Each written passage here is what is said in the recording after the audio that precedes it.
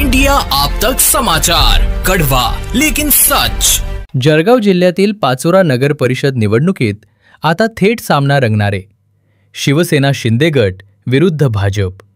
महायुती फुटल्यानंतर ही निवडणूक दोन्ही पक्षांच्या प्रतिष्ठेची बनली आहे।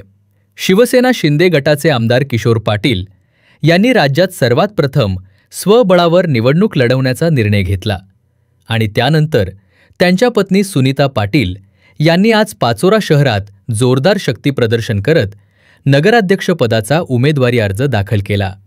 दुसऱ्या बाजूला भाजपकडून माजी आमदार दिलीप वाघ यांच्या पत्नी सुचेता वाघ या रिंगणात उतरलेत। शनिवारी भाजपच्या वतीने पाचोरात मोठ्या शक्तीप्रदर्शनासह सुचेता वाघ यांचा उमेदवारी अर्ज दाखल करण्यात आला। शिवसेना शिंदे गट आणि भाजप या दोन्ही पक्षांच्या उमेदवारांनी आपापली ताकद दाखवत निवडणुकीतील लढत अधिकच चुरशीची बनवली आहे। नगराध्यक्षपदाची निवडणूक आपल्या बाजूने असेल असा विश्वास आमदार किशोर पाटील आणि उमेदवार सुनीता पाटील यांनी व्यक्त केला आहे। इंडिया आप तक समाचार, कड़वा लेकिन सच।